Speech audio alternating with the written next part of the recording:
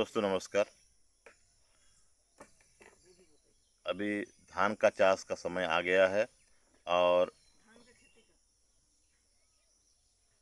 कुछ भी हो, मेरा भाषा का थोड़ा सा प्रॉब्लम हो सकता है क्योंकि मैं पूरा देहात से हूँ और मैं कोई शहर से नहीं हूँ, इसलिए मेरा भाषागत त्रुटियाँ रह सकती है और उसके लिए क्षमा प्रार्थी हूँ।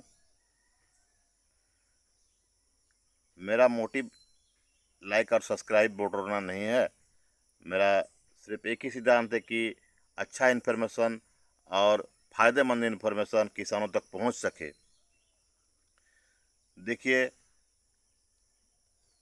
कभी भी कोई भी धान को हम लोग को अगर करना है तो उसको अंकुरित करके धान को हम लोग को बिजाई करना है।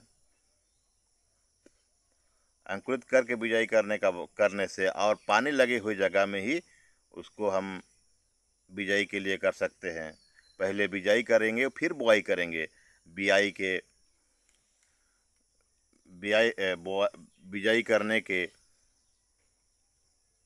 18 से 25 दिन के अंदर उसको बिजाई कर देना ज़रूरी है, रोपाई कर देना ज़रूरी है। तो ये इसका कारण यही है कि अगर 18 दिन से कम हो जाएगा तो पौधा कमज़ोर हो जाएगा, कमज़ोर रहेगा, वो सर्वाइव कर पाएगा या नहीं पाएगा, ये भी दिक्कत करता है। और अगर बाद में किया जाए तो उसका उम्र चला जाता है। जब उम्र चला जाता है तो पौधा अपना वेजिटेटिव ग्रोथ नहीं कर पाता है। इसीलिए इसका सही समय है, इसको नोट कर लीजिए, 18 से 25 दिन, ना कम ना बेसी। यही 5-6 दिन के अंदर में अपना बीड़ा घारी से लेके धान को रोप देना सबसे उत्तम माना जाता है।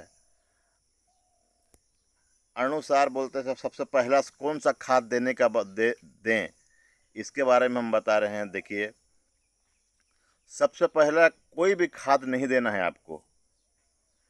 सबसे पहले कोई भी अगर खाद देते हैं तो वो खाद वही मिट्टी में चला जाता है, उसका कोई बेनिफिट आपको नहीं मिल सकता है।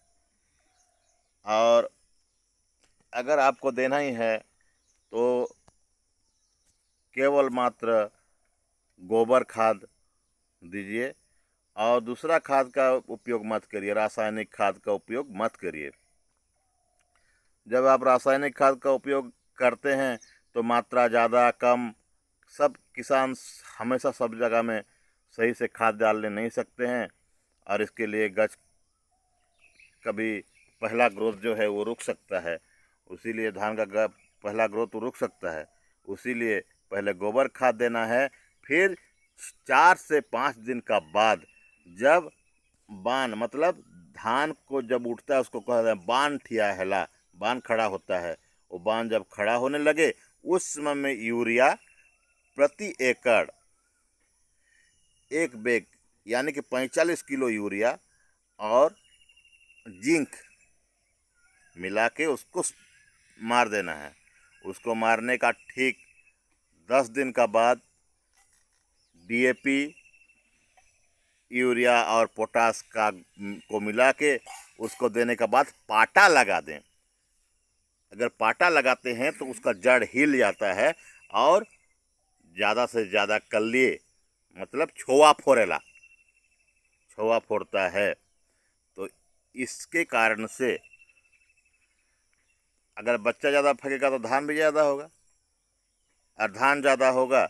उसके लिए आपको फिर 05234 ये नंबर याद करिए। ये एनपीके का एक लिक्विड फर्टिलाइजर है, इसको स्प्रे करना है।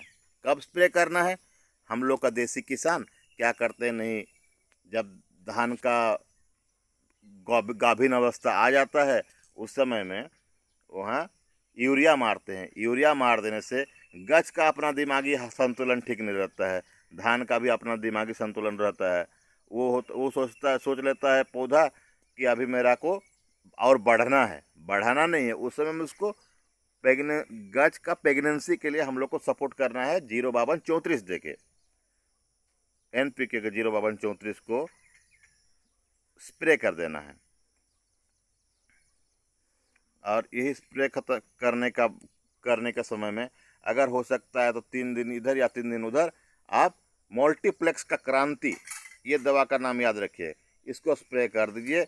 इतना बम्पर उत्पादन होगा भैया। देखिए, हम लोग का हर जगह का ज़मीन समान नहीं है, लेकिन अगर आप खाद समान में देंगे और स्प्रे के माध्यम से हमेशा खाद सही पड़ता है, वो ज़मीन का ऊंच नीच से मतलब नहीं रखता है। तो उसके लिए पानी कम हो या ज़्यादा हो, अब सुनने को मिल रहा है कि क्या अकाल पड़ने वाला है बोल के बोल रहा है, लेकिन अभी भी अगर ये मेथड में आदमी चाष करेगा तो एकड़ प्रति 35 से 40 क्विंटल धान उत्पादन हो पाएगा। भैया आप लोगों को धन्यवाद। हम देसी किसान, हम लाइक सब्सक्राइब करने के लिए नहीं बोलेंगे, अगर मन करेगा तो सब्सक्राइब कर दीजिएगा। फिर मिलेंगे अगले पार्ट में। नमस्कार।